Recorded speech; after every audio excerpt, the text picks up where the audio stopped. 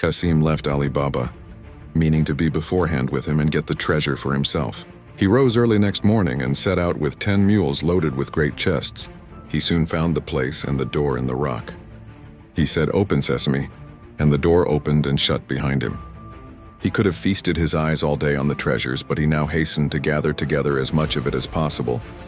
But when he was ready to go, he could not remember what to say for thinking of his great riches. Instead of Sesame, he said, "Open, Barley," and the door remained fast. He named several different sorts of grain, all but the right one, and the door still stuck fast. He was so frightened at the danger he was in that he had as much forgotten the word as if he had never heard it. About noon, the robbers returned to their cave and saw Qasim's mules roving about with great chests on their backs. This gave them the alarm. They drew their sabers and went to the door, which opened on their captain, saying, "Open, Sesame." Qasim, who had heard the trampling of their horses' feet, resolved to sell his life dearly. So when the door opened, he leaped out and threw the captain down. In vain, however, for the robbers with their sabers soon killed him. On entering the cave, they saw all the bags laid ready and could not imagine how anyone had got in without knowing their secret.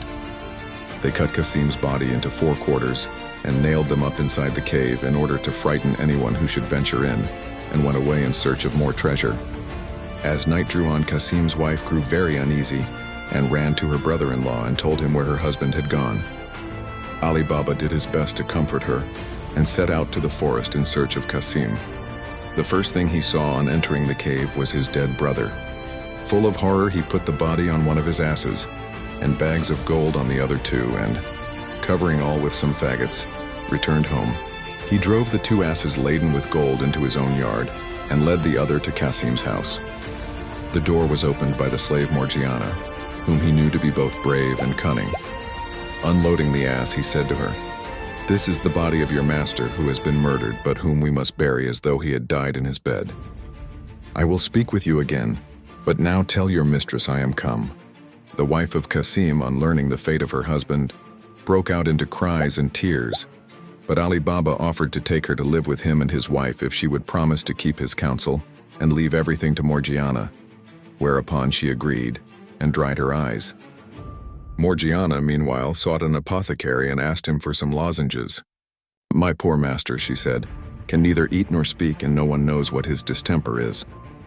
She carried home the lozenges and returned next day weeping, and asked for an essence only given to those just about to die. Thus, in the evening, no one was surprised to hear the wretched shrieks and cries of Qasim's wife and Morgiana, telling everyone that Qasim was dead. The day after, Morgiana went to an old cobbler near the gates of the town, who opened his stall early, put a piece of gold in his hand, and bade him follow her with his needle and thread. Having bound his eyes with a handkerchief, she took him to the room where the body lay, pulled off the bandage and bade him sew the quarters together, after which she covered his eyes again and led him home. Then they buried Qasim, and Morgiana, his slave, followed him to the grave, weeping and tearing her hair, while Qasim's wife stayed at home uttering lamentable cries. Next day she went to live with Ali Baba, who gave Qasim's shop to his eldest son. The 40 thieves, on their return to the cave, were much astonished to find Qasim's body gone and some of their money bags. "We are certainly discovered," said the captain, "and shall be undone if we cannot find out who it is that knows our secret. 2 men must have known it. We have killed one, we must now find the other. To this end, one of you who is bold and artful must go into the city dressed as a traveler, and discover whom we have killed, and whether men talk of the strange manner of his death. If the messenger fails, he must lose his life, lest we be betrayed.